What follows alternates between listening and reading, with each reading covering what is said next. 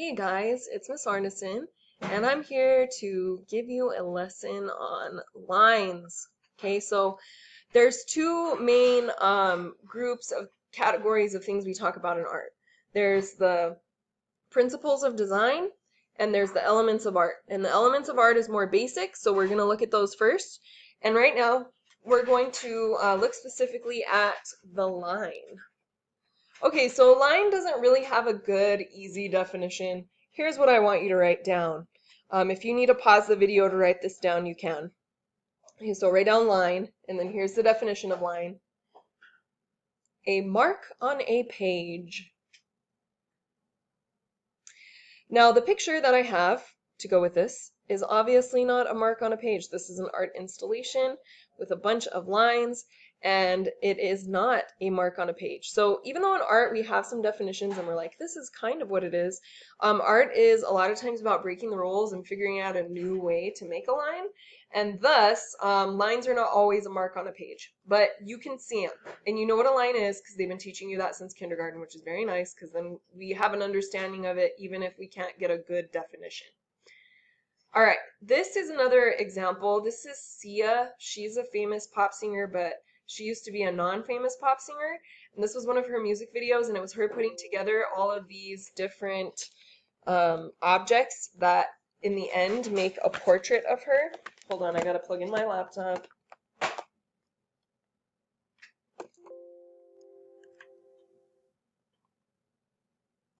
Thanks, I'm back. So here we have this line of her bangs on her face, and this is just some object that she's put together. So there's no real mark here at all. There's no real line. This is all just an illusion that when you look at it from a certain angle, paints her portrait with objects. And it's full of lines, but none of the lines fall into the definition of a mark on a page. So we have to make sure that we are looking at these definitions completely. All right, I've got a cat. Let me get the interruptions we're facing on this lesson. Okay, so the next thing we're going to write is the line quality. So what you want to write down is the definition for this is descriptions of the line. So here we have a variable line. Sometimes it's thicker, sometimes it's like foggy looking, it's not as clear, sometimes it's very clear. The same thing with these apples. This is just one continuous line all the way around, and it's the same thickness throughout. Here we have varying thickness. So you can add a lot of detail just by changing the quality of your line, by making it thinner in some places and thicker in other places, or making it squiggly and then more straightened out. Okay, there's a bunch of types of lines we're going to talk about because they mean different things. So contour lines, these are lines that are outlining an object. So they basically show you where an object ends. That's what to write down. Show you where an object ends. Here we know that this is a Converse shoe. It's very obvious. There's no mystery. And also around the whole entire edge of the shoe, there is a line. Here we have the same thing with fishes and these apples. This is the kind of line that you see in coloring books. So it's like basic. Like when you're learning how to draw, like it's easier to draw like a cartoon fish, which is an abstract fish, than it is to draw a representative fish, one that looks like a real fish. So contour lines are really important, especially when you're learning to draw, because they help you figure out where things are going to end. Okay, to get a little more sophisticated, you can move to implied lines. So if a defined line is one that is like this around the edge, okay, a contour, then an implied line is one like this, where there's no real line, but we know where the object ends. So these are lines that are implied. They're not really there, but we can see them because our mind fills in the gaps. So here's another good example of a bunch of implied lines. All of these circles are implied lines. They do not have an actual line that is drawn on the page around them. Okay, there's a bunch of types of lines. You don't have to write down all of these, but different lines will mean different things. So when you have a vertical line, that usually represents like power and strength. If you have a vertical, wait, did I just say horizontal? Because I mean vertical. And now what I mean is horizontal. So horizontal lines are going to give you more of a sense of calm and relief. Then if you put those two together, So let's say you have like the house shape. That represents something that's more permanent because you've put in horizontal and vertical together. So these lines are really important because of what they convey to us, what they mean to us. Diagonal lines usually mean that there's movement or action. So if you're looking at a painting and it has only like parallel horizontal lines, it's probably going to feel calmer than if you look at one that has a mix of vertical and diagonal and squiggly lines, because they are not conveying peace to you. And that's just a natural human perception. Like, why do we do this? I don't know, but we do. And so we can define it and talk about it. Okay, two more types of lines are either going to be geometric or organic. So organic will be on the next page. Geometric lines are the lines of your classic shapes. So like a circle, or the 3D version, a sphere, a square, or the 3D version, a cube. So we've got like a bunch of triangles in here. Okay, and so that would mean, and little circles. So that would mean this is geometric. Here we have a geometric set of lines. And right here in our picture with this dog, okay, we have the fence, which is geometric. We have the bricks, geometric, the stairs. Now, those aren't the only types of lines on here, because I don't think there's a classic dog shape, right? Like dogs are just a variety of shapes. So let's look at organic shapes now. Organic shapes are the shapes that are more natural and irregular. So this dog is definitely not a classic square or a rhombus, right? It is weird shaped. Like we draw the outline of this dog, then it would be organic. It would be irregular and all over the place. So this is something I think that it's really hard to stop doing when you're first learning art, is stop drawing natural things like basic shapes, because they will not look natural if you do that. It is important to know how to make things into basic shapes, because that's how you learn to draw. Like the head is kind of like an oval sphere. Okay, so when you learn that, you can do the outline and then you take out the chunks where the eye sockets are. You add something where the lips are. So there's a lot of other organic shapes in here, like these tree leaves and these little pebbles that are around the base of this tree. I don't want to talk about that. Okay, line exercises. So our notes are done. Isn't that nice? Art notes are really short. Now we're just going to talk about some example pieces of art and some lines. So here is a painting, or I think it's a screen print, yeah. So whenever you show a piece of art, you're supposed to put the name of the artist, the year that they made it, the medium that they used, and the media or the medium. So media is plural, medium is singular. That's what did they make it out of? So did they use oil paint? Did they use fabric? What did they make the artwork out of? And then you also put where you can find that in real life.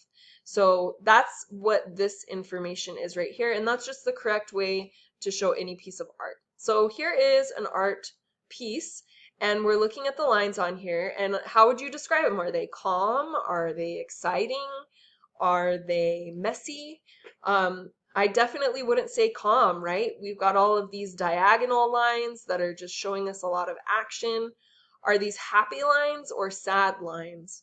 I would say happy. I mean, I don't know why they feel happy, but they do. There's like stuff going on. Okay, here's another piece, and this one is very different than the last one. So in the last one we had a lot of action. Here, the only thing that's not static, the only thing that's not moving is like the smoke going up into the sky. And then we have a lot of more geometric shapes in here. So there's just patterns of these geometric shapes all over the place. So this makes me feel like industry is important, it's taking over, something like that, because this is a factory, right? So the factory is taken over the natural landscape and it's putting smoke into the sky. This one is super different than the last one. The last one had almost no action. Okay, this one, and it even has some diagonal lines, but they're kind of they're like orderly in this pattern, so they don't feel like there's movement. Here we have got like every type of line. There's geometric, organic lines, zigzags, I'm sure there's little swirlies somewhere. Here's a little swirly line right here. Okay, so we've got all of these types of lines in here. This is a lot of action, but if I had to pick between being in that painting and this one, I would definitely pick this one because it looks happier. There's more going on and there's people and animals. And so organic lines can make you feel more homey. And then geometric lines are colder in general. Not every time. There's always exceptions to the rules. Okay, these lines are kind of weird. I just put them on here. I don't know what they make me feel. What do they make you feel?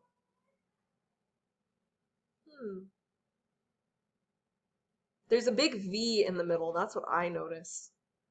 This side makes me think of the 60s, which is when this was painted. So, interesting piece of art.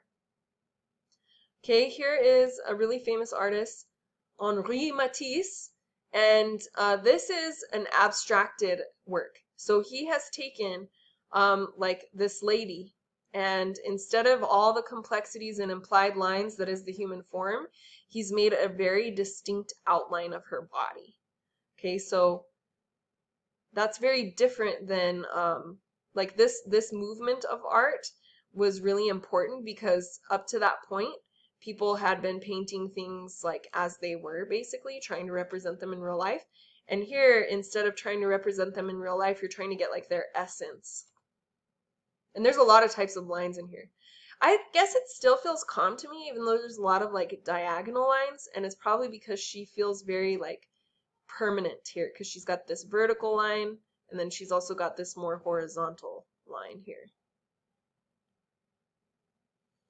Okay, these two paintings have the same subject, but they're very different, and it has to do with the lines. So, here, which of these boats would you rather be on? I guess if you like action and adventure, you're going to choose Winslow Homer's here. I would choose this one, Fitzhenry Lane, because I would like to be in a calm place, not getting thrown into the water. I guess because I'm from the desert, I'm kind of like afraid of the ocean. This one has a billion diagonal lines in it, okay? Even the boat is tipped. And the diagonal lines are not all going the same direction.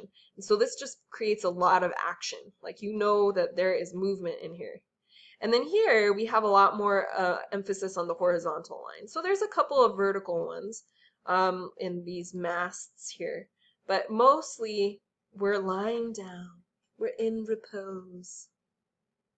Okay, I just wanted to show you some other cool little artworks that have a lot of cool lines in them. So this is called Stonehenge, and this is something that we consider art just because it's so old. The people who made this made it for like religious practices. It's actually a giant calendar that tells you like what time of the year it is, but it's got a lot of permanence. It's made of stone, and then it also has the vertical lines mixed with the horizontal lines, which always makes us think of permanence. Something's going to be there for a long time. These lines are misty. I really like how this artist used the darkness of the lines and kind of like faded them out into nothing. It makes me think of being like in a foggy forest, which I love fog, so that would be cool. Here, this is definitely showing man's triumph over nature. So here are the natural rolling hills and organic shapes of the world, and this is a very obvious, strong, dark, vertical line implying the power that man has over nature. It's kind of cool. Nature also has power over us, right? If we decide to have an exciting virus show up that makes people really sick and kills some people, then we get to have a global pandemic and not go to school. Well, we have to go to school just online. So nature has power over us too. We can make another painting representing that. A lot of times when you look at religious buildings, they're pointing towards the sky, they're reaching towards the heavens, and that always represents like God, reaching towards God. So here is an exciting sculpture, and I would not want to be involved in the life of these three guys here. There's a really strong power, right, in this vertical line. But then when you have this like snake coiling around, and then you have these, you have way more of these vertical lines, it makes action and movement. And the faces of the characters here are definitely looking fearful, right? I don't want the snake wrapped around me, thank you. Here again is permanence. When we get those vertical lines topped by something horizontal, and of course you want the bottom to be flat too, because otherwise like it would fall over, you get permanence. This is a science drawing, so as a science teacher, I love science drawings. This is really old. This is a cave painting. There's a great movie about this cave because it's big and there's a lot of different artwork in it. It's called The Cave of Forgotten Dreams. I think it's on Netflix. And these people, I don't, this kind of art always gives me goosebumps. Ancient art is my favorite, or prehistoric art, because it just feels like you're in contact with these people that were alive so long ago, and I like that. So they're showing what's important to them in their life. So they've got all these animals. It looks like it's a rhino right here, which is cool because I'm really partial to rhinos. I think they're cool. This is not a happy thing, right? You can tell. I don't know if this is representing somebody's depression, but these lines, they're like sagging. They're like falling into a horizontal position, and the colors just make it look really sad. Here's a lot of lines. This is chaotic. I'm not a fan of this, personally, because I don't like chaos. All right, that was all. Now do your line exercises and get ready to turn those in. Have a great day.